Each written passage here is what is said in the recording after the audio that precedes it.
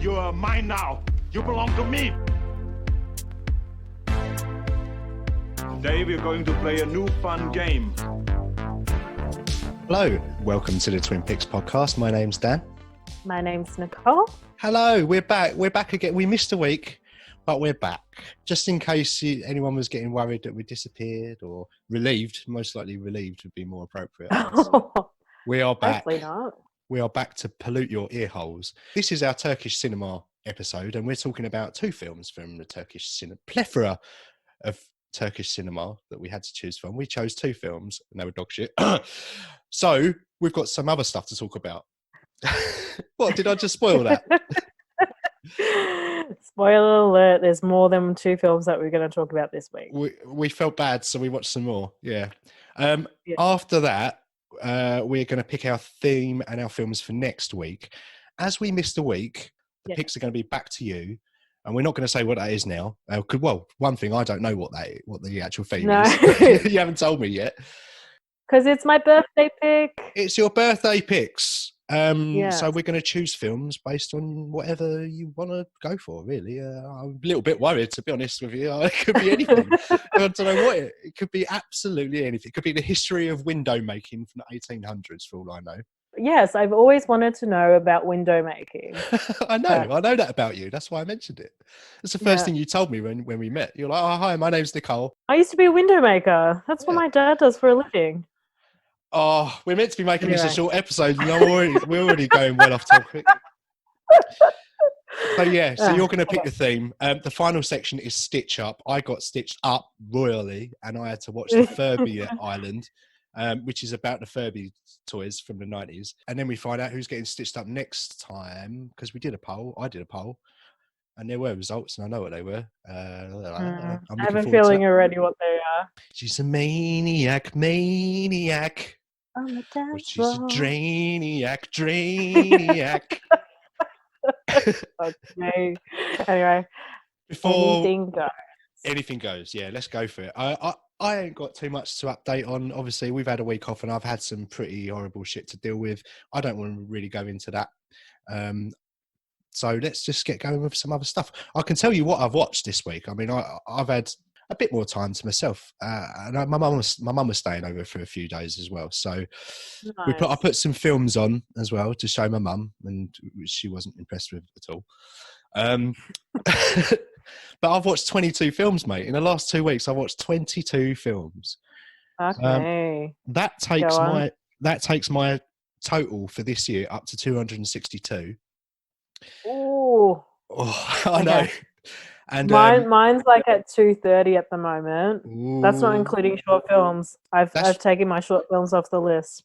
That's really good, though. I mean, I've been smashing the arse out of watching films, totally. Yeah. And if you're up to 230, that's impressive as well. I've just had bundles of time on my hands, so I've managed to get through loads. I'm actually on target to beat one a day. I mean, I've been told that I shouldn't really be putting rewatches on the list. Apparently, that's cheating. See, I don't put rewatches on the list. If that was the case, then my number would be a lot higher. Well, I think if I didn't put rewatches on, I think it would only be a maximum, say, 5. Mad Max Fury Road, I've probably seen 5 times actually this year, to be fair. No, I've seen that 3 or 4 times. American Psycho, maybe I can take 15 off my list, actually. Yeah. If I'm not putting rewatches on there. But I wish I knew that rule, because if that's the case, then I could bump it up a little bit. It's all the little nuances of the rules, isn't it? Like, but I say put them on. If you're going to watch a feature, it's a feature. It don't matter. You could watch High School Musical 365 times, and I think that would count. Well, why would you do that to yourself? No. Right, I'm going to burn through quickly what I've watched last 2 weeks. Boom, boom, boom, boom, boom. And then you just stop me if anything piques your interest. Mm-hmm. Right. I'll have a little stretch. The Dark Knight Remains, Christine, The Beyond, The Babysitter, Hababam Sinifi, Beyond the Gates, I Origins, The Gate, The Equalizer, Oats Studios, Volume 1, Wishmaster, The Guest, Darkman, You're Next, Cheap Thrills, Detox, Bait, See You Yesterday, Dark Knight Rises, and Muriel's Wedding. You watched Muriel's Wedding? I What? knew that would be the one you picked up on. I watched The Dark Knight and The Dark Knight Rises, and you're going apeshit for Muriel's Wedding. Yes, I watched No, it. I saw The Babysitter as well, and I was surprised that you watched Muriel's Wedding because that's on my like ditch up list. Go, Right, I need to know. What do you think of this film? Let's put a pin in The Babysitter. We'll talk about Muriel's Wedding. Okay. I watched it last night, mate. We were talking about Amazon Prime a little while ago, and on my movies we think you'll like, Muriel's Wedding keeps popping up, and you've picked it, and you've picked it in the past, and people keep saying, "Oh, it's a good film" and stuff, because it's got the word wedding in it. It sort of puts people like me off, idiots that can't see past the title. But I watched it, and it's really good. It's really funny. Good. And kind of touching, isn't it? Yeah, I think I had to watch it for school. It was like one of our film literature studies that we had to do. Really? So for my brother, he hates that film because you had to like fully analyze it and like what is the plot, what's so many stages, and he was just like, oh, I'm so over this movie. So I thought this would be kind of the perfect stitch-up film, but you've watched it now and you've loved it, so I'm glad that it's taken off the list. I'm taking it off. It's good that you didn't pick it for Stitch Up, because that would have that would have backfired on you massively, because it was really good. I rated it 4 stars on Letterboxd. I'll let you know. You know how I said between Romance and Radio Gore Press, that was the film that I was choosing for you. Oh shit, the bed. Fuck's sake.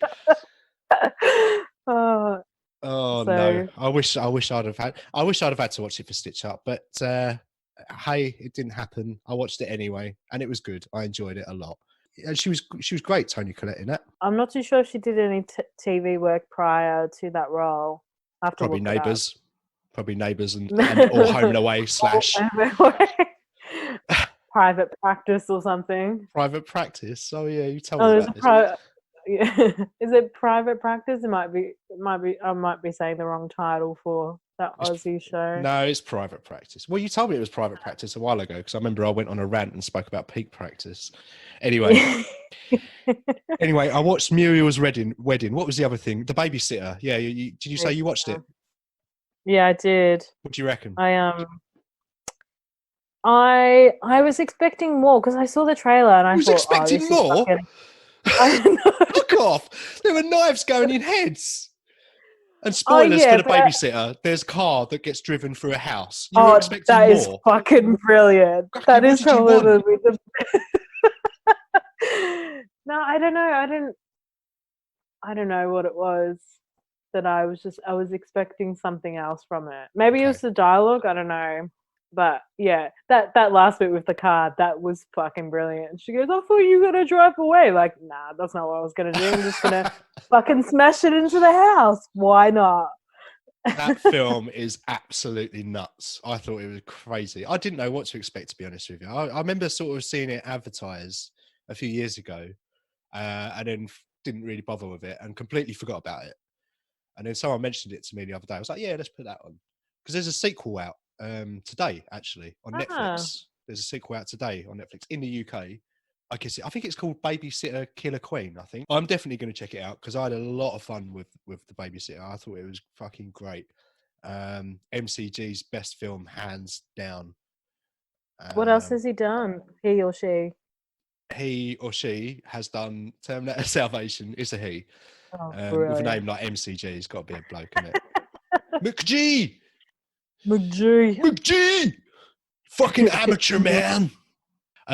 Terminator Salvation, I think he did Charlie's Angels, the Drew Barrymore, Cameron Diaz, Lucy Liu ones. Okay. I think he did those. I never saw those. They look like a load of shit to me, to be honest. And Terminator Salvation, shit the bed as well. What else? Well, I watched. The first one I watched was The Dark Knight, and I'm going back to that because I know that you happened to watch it, and I know you was trying to sort of worm out of talking about it. But it's the fucking Dark Knight. It's The Dark Knight, and it's the first time you've seen it. Well, it's the first time I've seen it from start to finish because that makes me even more angry. How can you start it and not finish it? Get this right. So when I've watched The Dark Knight, I thought the ending was, when he rescues his ex's current boyfriend. I forgot what his name is. Harvey Dent. Yeah, that's right. And I think that is the ending. And I'm just like, what a shit ending. And then I continued to watch it. I was like, wow, I've completely missed half of this film. I know, terrible. You are terrible. I fucking love The Dark Knight. I love it. It doesn't matter how many times I watch it. It just gets me it's the same as Mad Max. I put it on our background film. I can't. Mad Max, yeah, 100%. That's a great film. I love The Dark Knight, and I love The Dark Knight Rises, and I watched that as well. Have you seen Batman Begins or Dark Knight Rises? I may have seen Batman Begins. I don't think I've seen Dark Knight Rises. Yeah. Yeah. Well, I mean, I love it, but I'm sort of heavily invested in that trilogy. Like, it's the best trilogy in my opinion. I love it. But you saw The Dark Knight. At least you've seen it from start to finish. And did you watch it because it was Heath Ledger? Is that what sort of? No, it was just on TV, and I was like, oh yeah, let's watch this. Even Terminator. I mentioned briefly to you before that I watched Terminator a couple of weeks ago because it was on TV. I was like, oh yeah, I haven't seen this in ages. Maybe Terminator 2 might be on this weekend. I've had a real urge to put on Terminator 2 this week. I've had a real craving for Terminator 2. What? That's one of your go-tos, I should say. Yeah, it's one of my comfort films. I've got a few of them. Dark Knight is one. Fury Road's slowly becoming another one. I might have to reconsider my top 10 list soon. Fury Road might have to slip in that top 10 list. I think I'll have to take something else out. But we should do that, like a top 5 double bill. And that's a good idea, actually. Like at the end of the year, choose like our top 10 or top 5, and then have to cull down to review a couple of films. Our top 10 of all time, or top 10 of the year. Either. I mean, slow year this year, isn't it? I mean, what have we had? That shitty Vin Diesel film, which I can't even remember the title, Blood Brains or something. Bloodfest, or Sonic the Hedgehog. But yeah, that's all my films, mate. I watched The Guest again. I'll get to it at some point. It does look good. Yeah, it's fun. It's fun. I text Albert, and I saw him a few weeks ago, and I said, you should watch The Guest. You'll love it. He was like, The Guest, what's that? And so he got his little notepad out and he wrote it down. and then about a week later, he texted me, he just put The Guest, brilliant film. I was like, yeah, I told you. Oh, good. Well, I'd never heard of it up until like a month ago. And it was great. I'm just amazed. I'd never seen it before, but I've seen it twice now, and I think I'll probably watch it again this year at some point, I think. Yeah, cool. What else have you watched, mate? Have you watched anything else that you want to talk about, or are you saving it for the main bit? No. I was going to talk about what I've been doing in the past couple of weeks, but we can... I beg your pardon. Go for it. It's me just going off on a tangent with films. Well, what have you been doing, mate? No, that's completely fine, mate. No, just a couple of things. My sister-in-law's birthday was last Wednesday when we were going to originally record. Yes. Because I can't technically go into their house. I created some banners and got some balloons and decorations and cut some pineapples and filled it with fruit to make it look like it was Byron Bay, because that's what we were originally going to do for her birthday. And I dropped her off at my brother's house while she was out, and when she got home she apparently got a really nice surprise and started crying. And I organized a Facebook event with all of her family and friends to create a video message, so I gave her that and she was really pretty chuffed. She goes, oh, this is so much better than going interstate for my birthday. So that was good. Oh, that's nice. Made the most of it then. Yeah, exactly. My birthday is going to be indoors because they've extended our lockdown, but that's fine. I'll think of a few things to do on my birthday. I'll tell you what, my gift to you will be that we can record an episode of the podcast. There we go. Hey! The other thing was I got part of my birthday present from one of my friends the other week, early birthday, but she's like, you need to do one, I need to give you this part, so then hopefully the next part, it will either come on your birthday or come a little bit after. I got one of those DNA heritage test, which is so random. So you can like test your ancestry. So if you're related to like Rob Roy or what's that? Who's that Robin Hood guy? Or Chuck Norris. It could be Chuck Norris. related to Chuck Norris. You could be related to Chuck Norris. Can you imagine That'd if you be were? brilliant. You just did the test and just like an LED light just flashed up and just said Chuck Norris. Chuck Norris. And then he'll have to come on the show because he's related to me. Wouldn't that be brilliant? You have to. Yeah. So yeah, you put like you do the swab thing in your mouth, and then it's getting sent to the US. So let's see how long it takes to do. I'm pretty sure there'll be like Italian, possibly Turkish, maybe German for my surname. I'll let you guys know. Well, yeah, please do. Like it tells you the percentages and stuff, right? So it might go like you're 1% this or 2% that. We're all a little bit of a mixture, aren't we? Yeah, exactly. You're just trying to figure out which is the biggest part, I guess. Biggest part would be Maltese, I would think. Who knows? You think Maltese? It might not be. Yeah, because like my parents, grandparents, and great grandparents, I'm pretty sure are all Maltese. After that, I've got no clue. But yeah, that'd be interesting. We'll see. That's the only things that's been happening the past couple of weeks. Film-wise, I watched this really funny television show. I can't believe I haven't watched this sooner because the season finished like maybe 3 or 4 years ago, called Please Like Me. Okay. I sent you a clip the other day about the caviar that was from Please Like Me. Yeah. And it's the show's about explores realistic issues with humorous tones. Okay. And you'll laugh, but you also will cry. Like if you need to have a tear, I highly recommend watching this show. Like it's fantastic. Do you think it'll work on me? Thomas. Yeah, I think. Oh, it might. Maybe you'll watch it and you'll be like, "Oh, no, I don't have any empathy for." I don't know if I'll cry. I definitely cried in it. That's for sure. Josh Thomas, he's a comedian. I don't know if you've heard Aussie comedian. No, is it an Aussie show? Is it? Yeah, it's an Aussie show. Okay. It's done in Melbourne, and all the every episode is named after food, which is also a bonus, I think. What was like what are they? Pineapple like rings, crock and bush, and whoa, crock and bush, eh? Smash one of those out, mate. Anyway. Oh. So have you watched all of them then? Did you burn through every episode? Yeah, I smashed it out in like maybe 4 days. Oh, nice. A couple of the seasons are like 6 episodes, and they're only half an hour episodes, so it's really easy, really good. Highly recommend it. Okay. I watched a couple of short films because I do like a short film.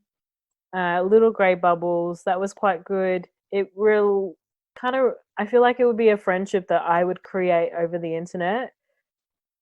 Which is, so it's these two people that they've made this connection through eBay by buying vintage cameras, and then from there they've just made this conversation. So it's about their kind of relationship, and she gets to meet his family for the first time. How I'm saying this, you probably think it's like first time meeting family, but it's an unusual way how you would meet the family. I'll just leave it at that. Okay.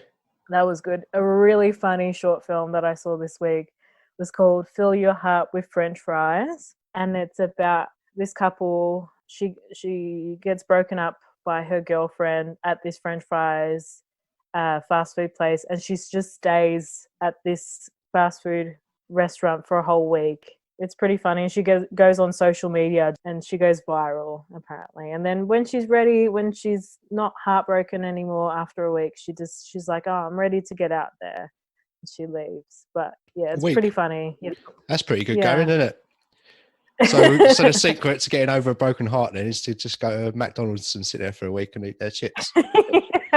Maybe not McDonald's, better fast food restaurant. KFC. Yeah. Get some chicken in ya. Hey. Oh, stop talking about pink flamingos. Oh God. That's a very poor taste joke. I apologise for that. I'm not cutting it out though. That's fine. And I watched The Assistant this week as well. The Assistant, you watched that? Julie Garner, right? Yes. That's her name, isn't right. it? I think. I'm fairly certain that's right. What do you reckon on that? Yeah, it was good. It was good. Pretty bleak, isn't it? Pretty shit, yeah. Yeah, pretty fucking bleak. And that is all I've got to say on films and Okay. what's been going on this week. Alrighty then. So shall we move on to section 2 then? Yeah. Let's Turkish do that. film. Let's do that then. We are talking about Turkish films this week. This is your theme. And Yes. this is the bit where you have to say words and I can just sit here and, like a quiet little boy, just listen. Well, you have to maybe answer some words to my question. Even better. Because I'm going to give you a little bit of trivia on Turkey Turkey and then a bit of Turkish cinema backround. Okay. You ready for this? You ready for I mean, this? I guess so. As ready as I'll ever be. Okay. This probably sounds like a pretty straight up question. What is the capital of Turkey? Istanbul. No. Ankara. What? I would have got this wrong because I thought it was Istanbul, to be honest. What's it called? Encarta? Ankara. I've never even heard of the place. I feel like a right idiot now.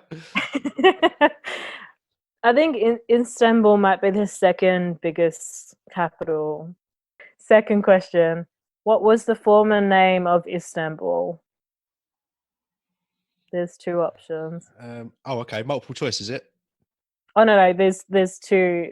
You can say one or the other. But I'm going to... Well, I don't know either of them, so I can't really. I'm going to guess Norwich. Norwich? Yeah. Oh, so close, but so far. What is it? It's Constantinople. Oh, that was going to be my next guest.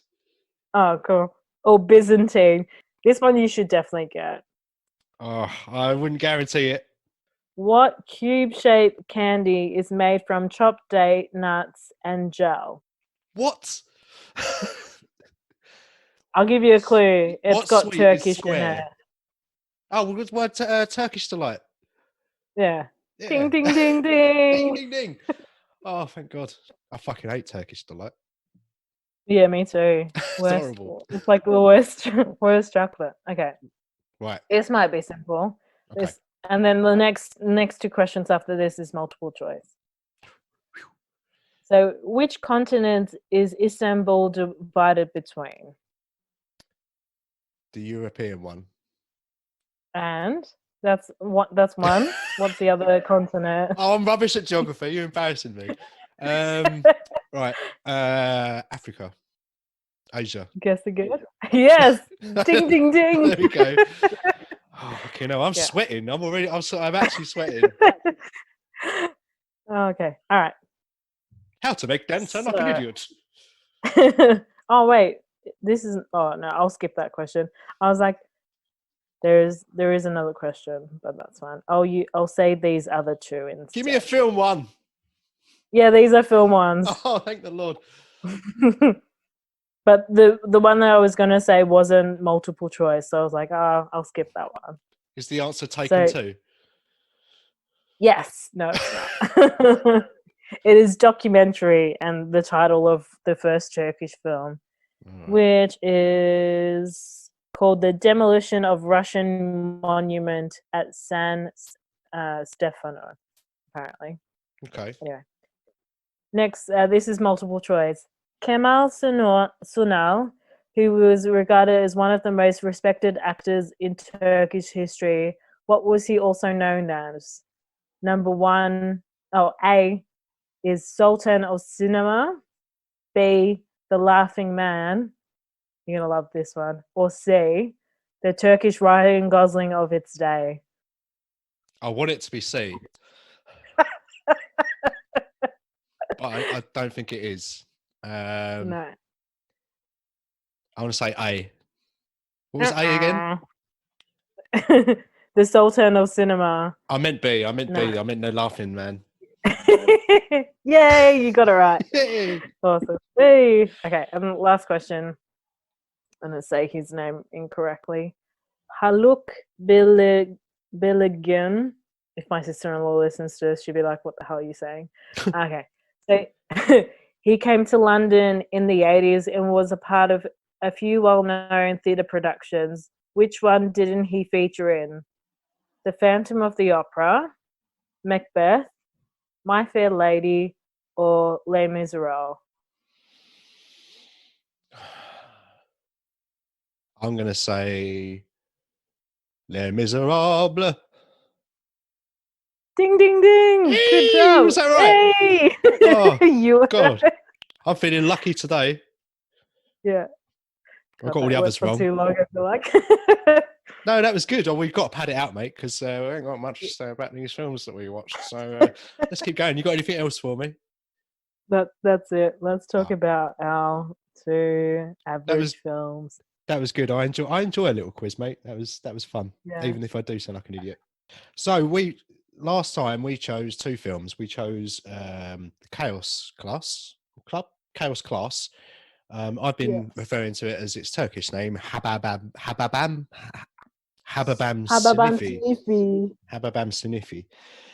Yeah, I mean, I think we should probably start with that one. What do you think?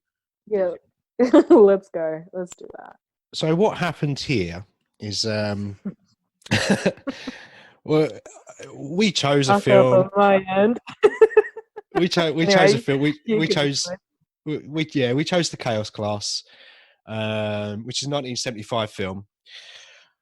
We didn't realise until watching the film that we'd chosen, or we thought we'd chosen, that it's big old franchise. There's like 10 of these films. It's like the Turkish Police Academy. And we meant to watch the first one, but we accidentally watched number 7. Yeah. Because that was the one with the English subtitles, and that's what I thought we were watching. Yeah. So we're reviewing the Chaos Class. I believe it's called Welcome. Yes, Merhaba. Merhaba. Yeah, I'll cut my bit out. We'll leave your bit in. Yeah, so there's 10 of them, and we watched number 7. So in my mind, I'm thinking, okay, it's got to live up to Police Academy number 7, Mission to Moscow. And did it? Did it? Fuck! It was horrible. This film's horrible, mate. It's a terrible film. The first thing I wrote down was, why are all these students 45 years old? Yeah, I know. Do you know what was going on in this film? Well, this is the thing. Like, are they supposed to be students like they're about to go to school, like 18 or 17-year-olds in college, or are they supposed to be older guys? This film didn't explain any of that to us. About 10 minutes before we recorded today, I looked up the original film, the 1975 one, and what it was is they are basically older kids that are getting held back a bit, but their parents are paying for their private tuition. So they're quite happy to sort of sit on their ass and do nothing and just muck about. So I'm guessing that they've just done that because the one that we watched was 2005. So they've had 30. I'm assuming it's the same students, or meant to be the same students from the first one. They've just been in school for 30. I don't know. Not completely true, because the Scottish teacher that comes in to teach these kids, he was in the original Hababam Sinifi. So that's why you see him saying, "Oh yeah, he originally went to this school," and I think he was maybe in one of the pictures in the hallways. I can't remember. Okay. But I briefly watched the first one a week ago, but it was no subtitles, and it was just like comedy was just as similar as this one. I mean, it did say that it was a comedy, but I could find no evidence of that at all. The next thing I wrote down was, I wrote down comedy sound effects. So in the first, I would say, minute and a half of this film, they had some comedy sound effects. So they had a boing, boing, boing, boing, and then they had, that like reverse whistle thing. It goes, they had that. Yeah. So I knew that it was going to be a bad film from that point. The next thing I wrote down was, what is the plot? Well, there was a look. So I think a big part of it was there was a girl stroke woman pretending to be a boy stroke man, and I use those. I say girl, woman, boy, and man because I couldn't tell if they were 45 years old or were meant to be 18. I don't really know. I guess they were meant to be older after this discussion we've been having. But yeah, she dressed up as a man. And then there was some very odd sort of jokes that were maybe borderline homophobic, maybe a little bit racist in there as well. I mean, I don't want to talk about the jokes particularly, but I thought it was in very bad taste. And it was only made 15 years ago. Like, if it was the 70s, I would have been like, well, this is horrible, this is shit. But it was the 70s. There was a lot worse. But it was 2005, which I just thought was very odd. My next note was in in massive letters. It just simply says, "When will it end?" Because this was 2 hours. Yeah, because the original was an hour and maybe 10 or 15. Really? So it was supposed to be shorter. It's definitely shorter than what this. Yeah, because when I put this on, I was like, oh, I'm pretty sure I said it was only 90 minutes long. But we watched the wrong film, so that makes complete sense. The Chaos Class is should not be a 2-hour film. It's barely a 90-minute. It's not even a 90-minute film. Like, there's not enough jokes in there and plot and stuff to flesh out for 2 hours. God, I would be angry if I would have seen this at cinema. I would have walked out. I think I've only walked out of one film before, maybe two. I walked out of Dude, Where's My Car? Because I fucking hated that. Did you? I hated it. I haven't seen it in cinema. I'm too scared. Well, I'm gonna, I'll say it, and then if you put this on Stitch Up, then fuck me. Drag Me to Hell. I didn't walk out of it, but I remember watching the end of, getting to the end of that film. I was like, what? Maybe I need to rewatch it again, but I didn't enjoy that film. Yeah, I think it's pretty good. Yeah, I think it's pretty good. But back to the Chaos Class, because I've got so much more to talk about. I watched this. I'm guessing I watched this about a week and a half ago now, so my memory of it is not all that fresh. So I'm just going to tell you what my next note was. Go on. Actually, my next note was a question to you. How many times did you laugh?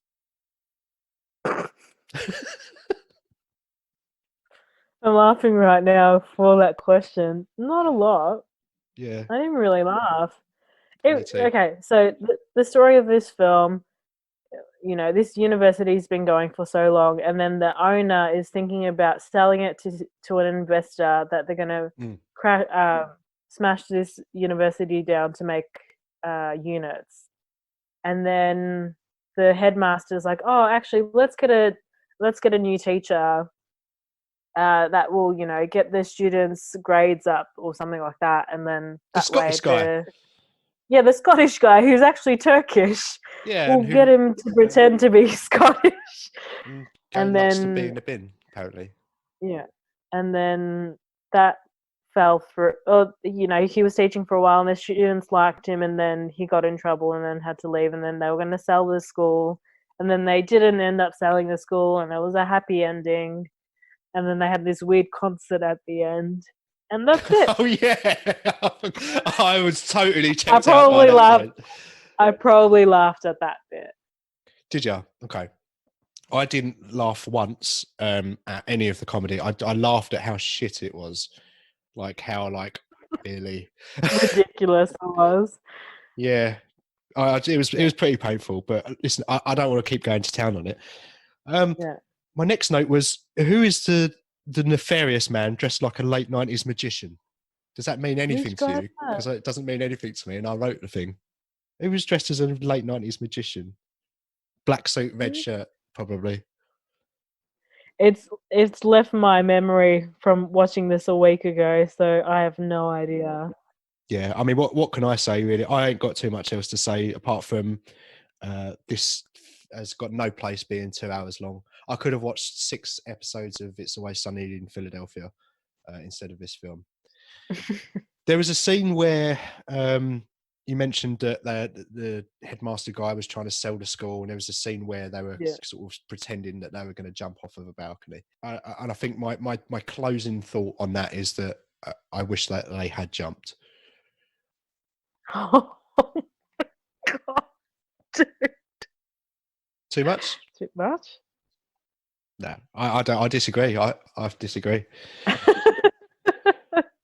Horrible film, mate. Horrible film. I rated it 0.5 star on Letterboxd because that's the least you can give it a film on Letterboxd. So I guess you're gonna give it a negative film. Nah, yeah, I'm gonna give it a 0.5 star just because I'm feeling generous. What am I gonna give this? I haven't even thought that far of what I would give this. Maybe just to be kind, I'll give it like maybe 1.5. Don't ask me what it's for. The reason why I chose this film because Kemal Sunal, which is I mentioned this actor in our trivia before. He's a well-known comedian in Turkey, and my sister-in-law loves him. So that's the reason why I put the film on the list.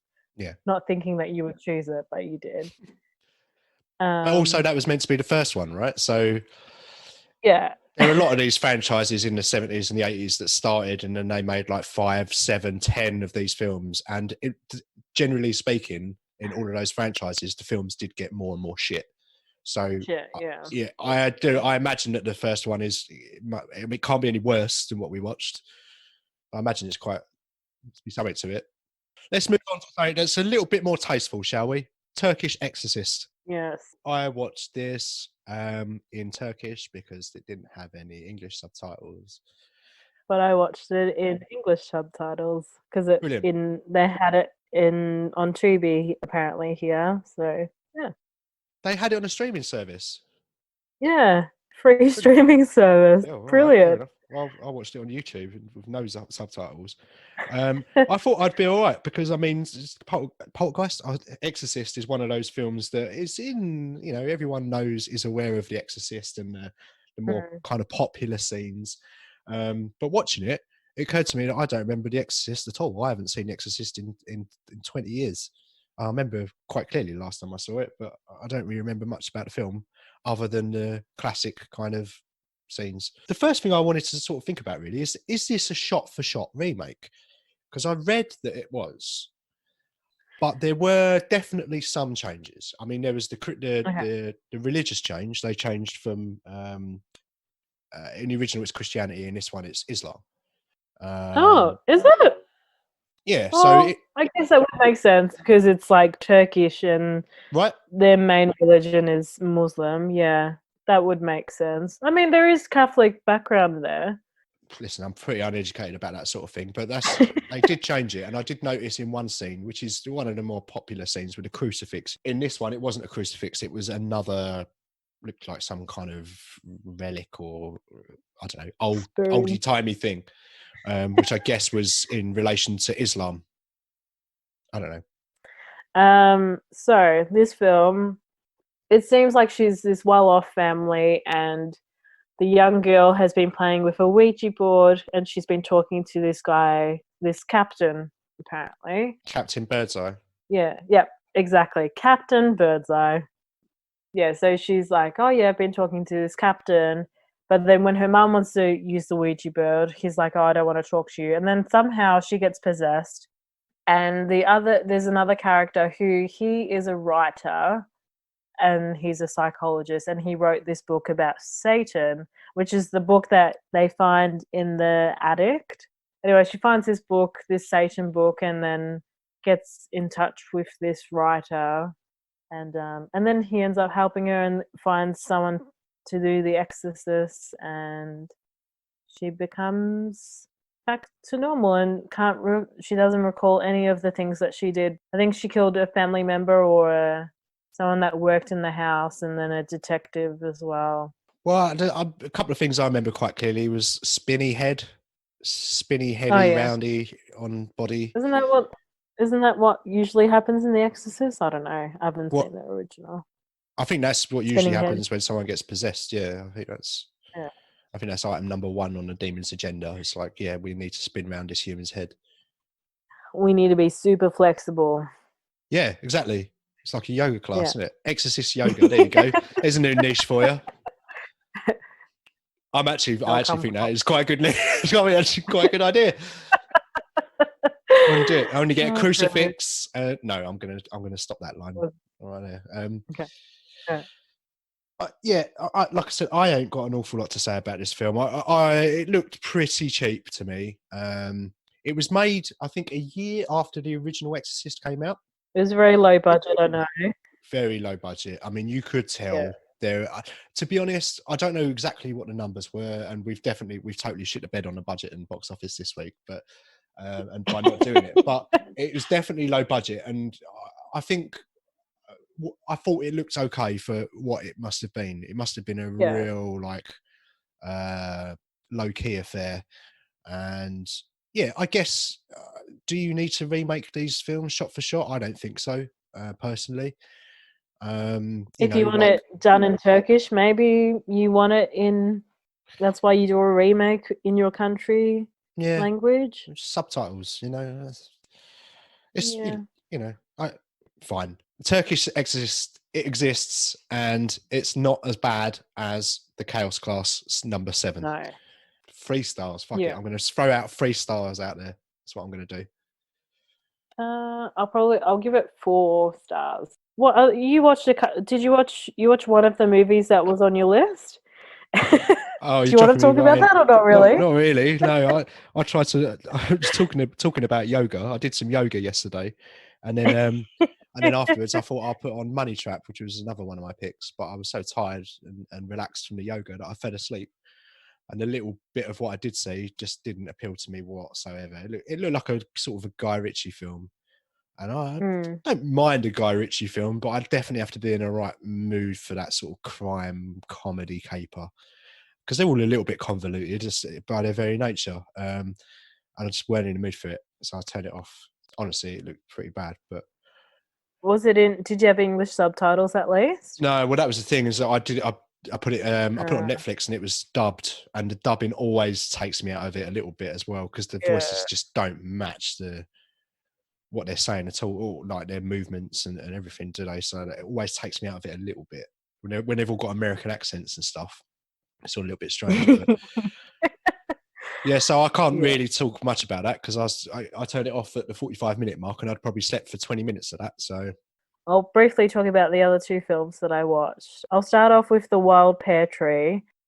This was the bastard long, and I'm going to say it was bastard long. It was 3 hours. Don't get me wrong, it was good, but they could have cut at least half an hour, maybe 45 minutes of this film.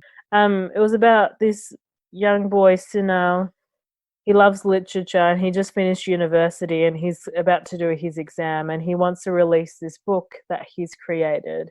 And he's trying to get funding for it, but his dad, he's really bad with money, so he's having a bit of trouble either getting some money from his family, or when he sells something, his dad by accidentally nicks some money off him.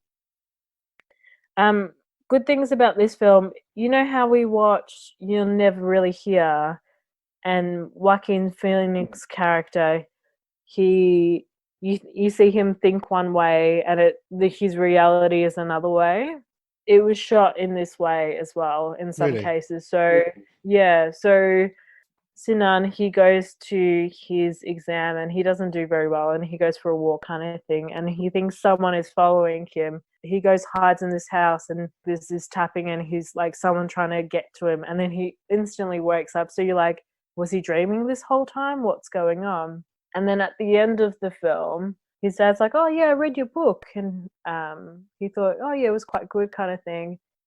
And next minute, he's like, well, there's nothing to accomplish anymore because my book wasn't a success or anything. So you see him, he's just like hung himself in the well that his dad has been trying to make out. And then next minute, his dad wakes up and he's like, oh, what's going on in the well? And you're like, oh, fuck, like that's a terrible thing to look at. But yeah, it was just way too long.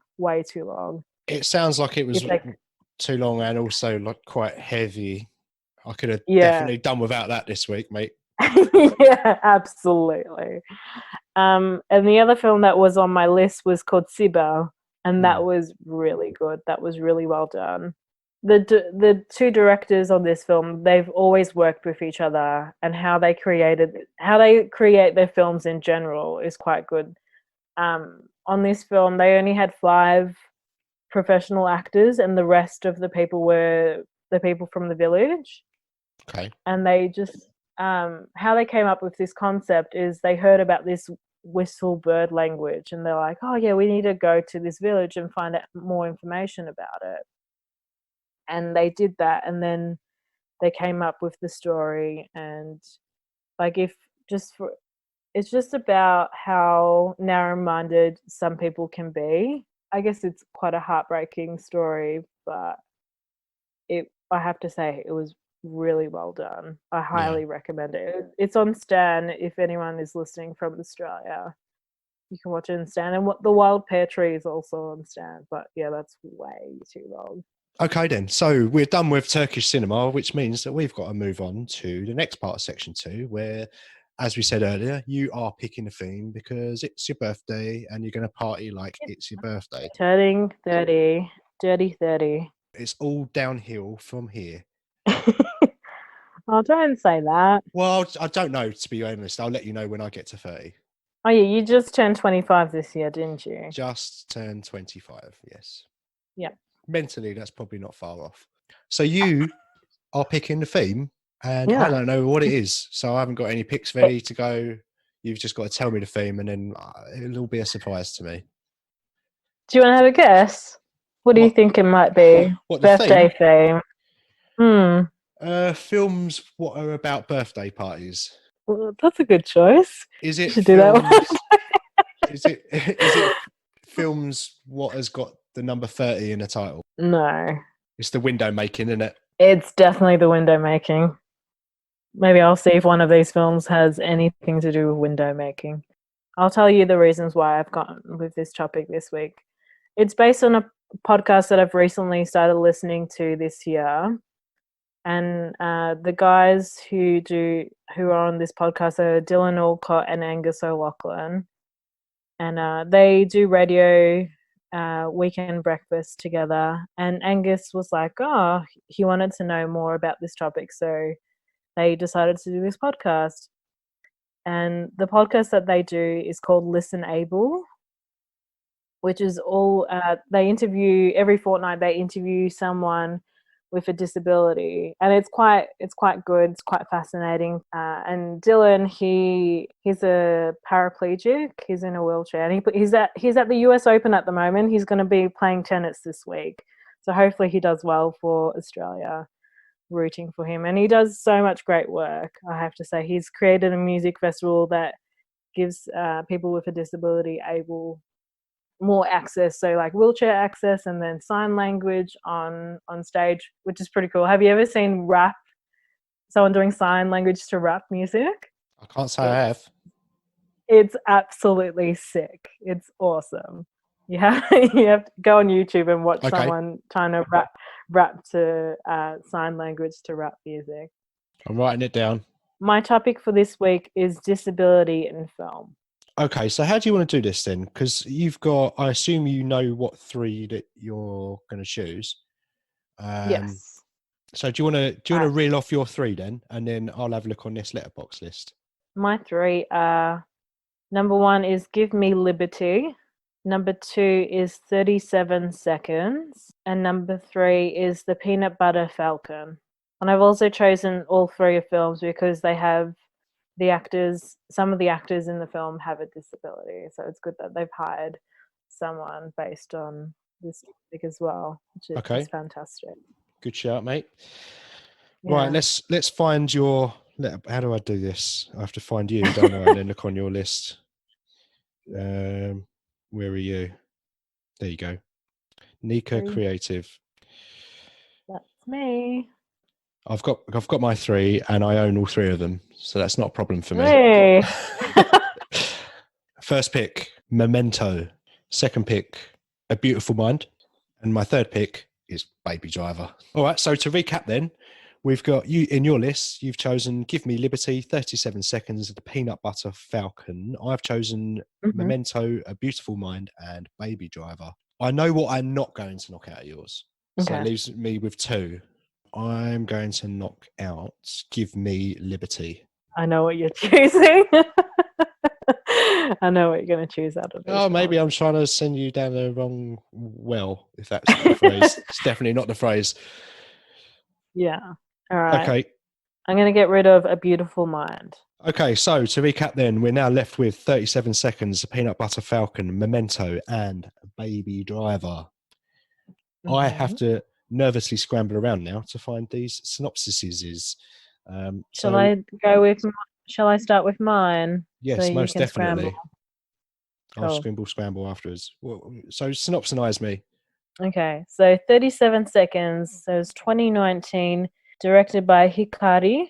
And the synopsis is, in 37 seconds, 23-year-old comic book artist Yuma, physically disabled due to a profound cerebral palsy and emotionally stunned by her well-meaning but overwhelming protective mother, forges her own unsensible path to a sexual awakening and independence, while at the same time discovering the love and forgiveness. So that's 37 seconds. And then my next pick was The Peanut Butter Falcon, directed by Tyler Nilson and Michael Schwartz, I'm going to say.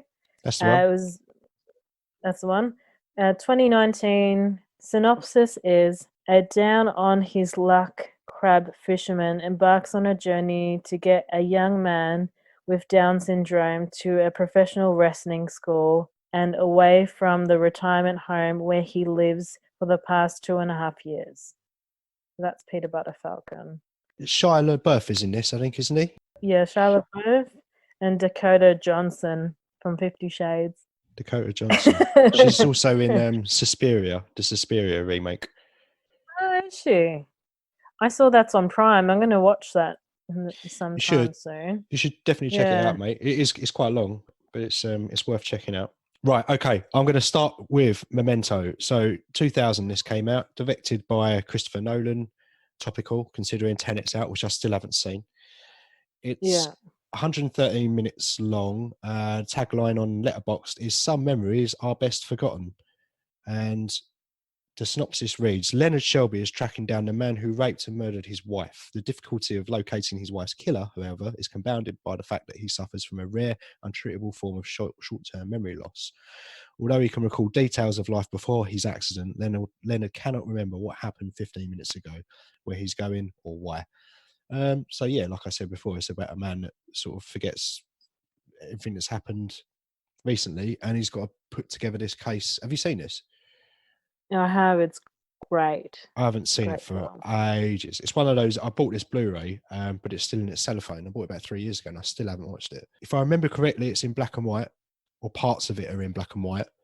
And, it's kind of important to the story, whether it's in colour or black and white. This is all going from memory, so I might be talking complete bollocks, but I'm going to go with it. My next pick was Baby Driver, which came out in 2017. It was directed by Edgar Wright. It's 113 minutes long. All you need is one killer track. I saw this at cinema. I own it on Blu-ray. I've seen it quite a few times at this point. I've watched the opening scene maybe 25 times, the opening bank heist. And it's about a guy with tinnitus who listens to music constantly. And it's a bit of a hyper real world, I guess. And it's about heists and bank jobs and the one last job and getting out, before you're arrested and all that sort of thing. It's a brilliant film. I love it. It's all about the action and the car sequences, and how the music lines up with the sequences as well is pretty genius. Tracks on it are great. And that's it, really. I know what I'm going to pick out of yours, mate. To be honest, I'm not going to muck around too much. So have you got an idea what you're going to pick out of mine? I think so. Who wants to go first? Well, I'll knock out 37 seconds. We'll keep in Peanut Butter Falcon. Sweet. I know that's on Netflix, you see. I think it's on Netflix or it's on Prime. It's either on Netflix or it's on Prime. It's on one of those two streaming I think platforms. okay, out of your two, because I thought you were gonna choose Memento, I'm gonna go with Memento this week and You're gonna knock keep that. out I'm gonna keep that and get rid of Baby Driver. I might just watch the Baby Driver anyway, just for the sake of it. Rightio. Okay, so for your birthday theme, then disability in film, we're going to be watching The Peanut Butter Falcon and Memento. We'll watch those over the next couple of weeks, and we'll report back to everybody in a week's time as to how the viewing of those films went. Honorable mentions before you talk about Furby Island. Have you? Well, if you've got them, go for it. Don't worry, he won't get too far. That's with Joaquin Phoenix. That looks really good, and that's on Prime here in Oz. So I'm gonna watch that this week. A film that I originally had on my list, but I couldn't find it on any streaming service, was called Chained for Life, and it was about able-bodied actors working with people with disability. It was a fictional story, but because we work in the industry, it might have been a good film to watch. What's Eating Gilbert's Grape? Yeah, It's with Leonardo DiCaprio. I know this one. I've not seen it, but I'm aware of it. Margarita with a Straw. I chose 37 Seconds, as I said before, because they used a person with disability in the film, and that's why I chose that film out. And Babel, which I've watched recently this year. That's a really good film. Okay. But let's talk about Furbies, right? Let's talk about Furbies. Yeah, I guess we've reached that point in the show where we've got to talk about the who got stitched up and what they had to watch. And this time it was me, because you got to give you props for this, really. But It wasn't that long though. No, it wasn't. It wasn't long. It wasn't long, but it was a film about a Furby, and I haven't thought about Furbies since 1997. Yeah. And I'm amazed that there was a film about it. So here we go then. So short and sweet. Furby Island, 2005, directed by Nick Woolfolk. I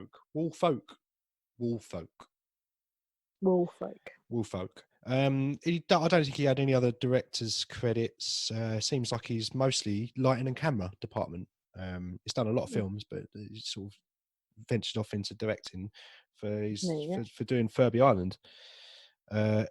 45 minutes long, so nice and short. And basically, it's about two siblings. So Maddie and Ty are these two kids, and they're obsessed, or Maddie particularly is obsessed with this like adventure guy who's like a explorer type, Steve Irwin type figure character. And he's always discovering new creatures. And there's this creature that he is trying to look for. I forget the name of it. Massive tortoise or something. But the kids just happen to be flying to an island where this massive tortoise is meant to be.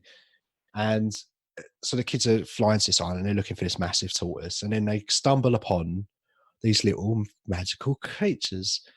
And they are wonderful. They are just such lovely little creatures. They're called Furbies, right? And they make the little noises. They go, ooh, ah, la, la, la, la, la, la. And uni laka. That means follow me, apparently, in Furby. The girl couldn't be more happy because she's found a new species, right? She's found this new species. Nobody knows about them. They're called Furbies. They can talk. They can read your mind. They pick up on all of your feelings and your emotions, much like a real life Furby does, I guess. Ooh, oh. Did you ever have a Furby when you were younger? My sister had a Furby, and I used to shove my finger in its mouth. That's how you fed it. Oh, brilliant. But yeah, so anyway, Maddie she couldn't be happier. She's found a Furby's, this new thing. So she emails the adventurer guy who's called Dr. Conquest. He promptly shows up in full Aussie stereotype explorer outfit with the hat and the voice and stuff. But he's there to find these magical creatures. But it turns out that he wants to hunt and trap these poor innocent magical creatures, which is a shame because all they want to do is live in their family colony and sing and dance and play. and they're very sweet little creatures, and he just wants to lock them up in cages and, you know, take them to the zoo and make money from them because he's bad. Maddie learns this. Maddie figures him out. She susses him out when she sees all of his cages, and he traps one of the Furbies. So basically the race is on to get to the Furbies. Who's going to get there first? Is it going to be Maddie and her brother? Are they going to rescue the Furbies, or is Dr. Conquest going to get there? And is he going to take the Furbies into, is he going to put them in prison, Furby prison, and put them on display for people to see? Spoilers, the kids get there first. Yay! Hey! Yay! Happy ending. Unilaka. Unilaka. Unilaka. It's a fucking kids piece of marketing for some toys. It's all very singy, dancey. I sent you a video actually of one of the, I freaking pissed myself. one of the song and dance numbers. It was pretty short, so it wasn't the worst experience I've ever had, because the whole way through I was like, oh, there's only half hour to go now, and it was kind of entertaining in a way. I mean, just because it was so stupid. It's not the worst thing I've ever seen, mate, to be honest.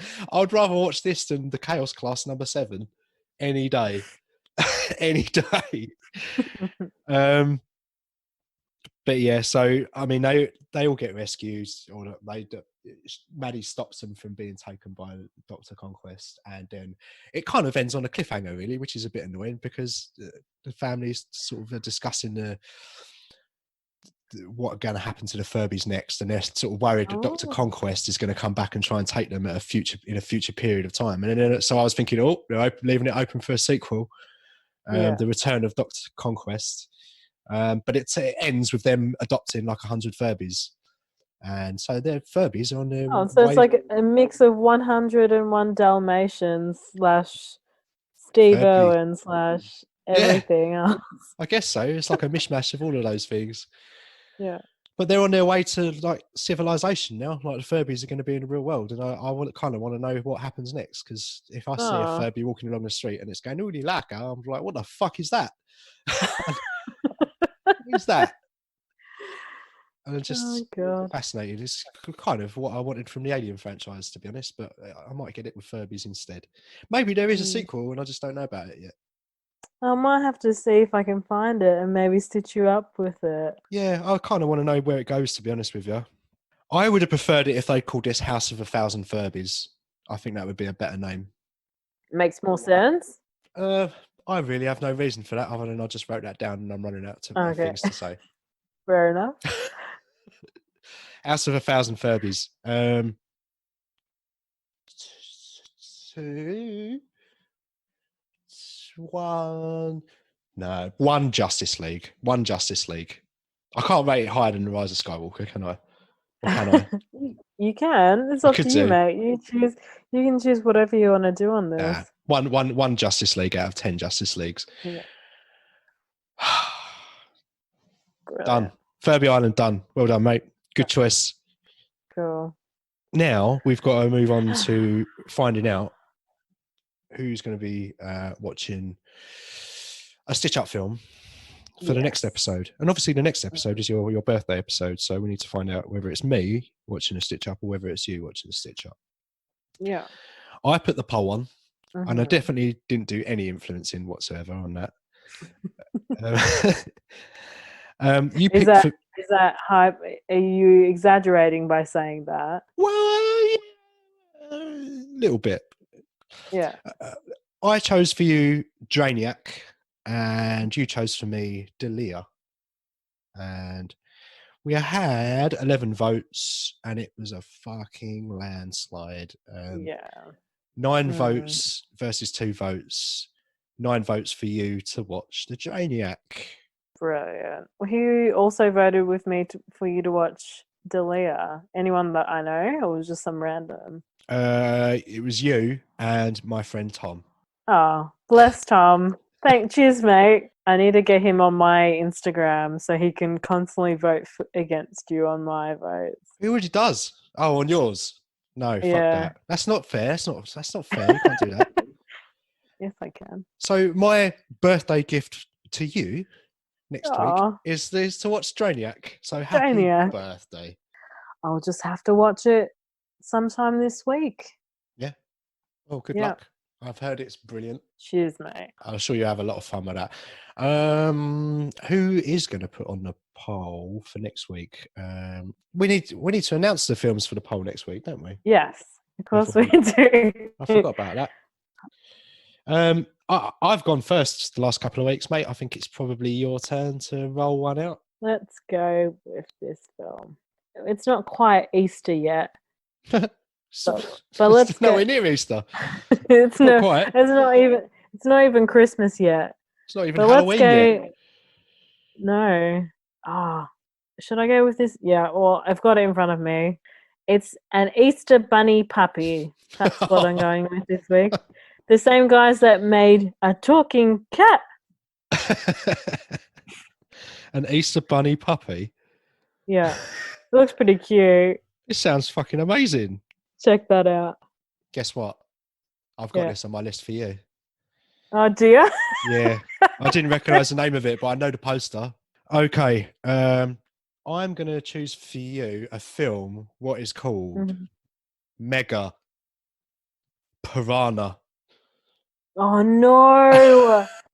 Oh no. I'm gonna lose this week. Oh fuck you, mate. So for next week's poll then, which will be on your Instagram tomorrow or in the past or right now, just head over to your Instagram. It's going to be an Easter bunny puppy for me versus Mega Piranha for you. All right, so next poll then, you'll be putting that on. So where can people find this poll and your grams of Insta? You can find me on Chica Nika or Nika Creative on Instagram. Where can we find you, mate? You can find me on Instagram at flick.face, or you can email us on the show at twinpixpod@gmail.com. And that's it. We've done another one. We've managed to get through it this time. I was a little bit worried on how it was going to go with the old Turkish theme and the films that we watched, but you rescued it with what you saw, and we've got a few films to watch. We're going to go away and watch them, and we'll be back next week with another episode, which is going to be your birthday episode, and we'll be watching 2 films, which were. Should we dress up in Memento and Peanut Butter Falcon? That's the one. Yeah, that's the one. I've written it down, so I don't need to remember it. Yeah, we're going to dress up. I probably will. I mean, it's your birthday episode, so I'll probably if I can find some face paints or something, I'll just do a little. Should I do a little Aussie flag or something? You could do that. You could just wear 90s because I was born 1990. I'd have to get a shell suit from somewhere. A shell suit? Yes. What? What do you mean? Like seashell suit? Yeah. Yeah, it's like a suit. You know, in the 90s, people used to get shells off the beach and they would glue them to suits. Oh, so you can I've have like yet a shell seen suit. one of these. Well, maybe I'll make one for next week. Well, you do live by the seaside. Exactly. It's definitely possible. It would only be the cost of the glue, really, and Yeah. A suit jacket. But I have no use for them these days. So, Yeah. should we wrap it up? Yeah, let's do We're waffling that. a bit, aren't we? Let's wrap it up. So, thank you very much for listening. We'll be back again next week with Nicole's birthday episode. And so we'll catch up with you then. See you next week. Get some Chuck Norris in ya. Get some Chuck Norris inside of yourself. Goodbye. Goodbye.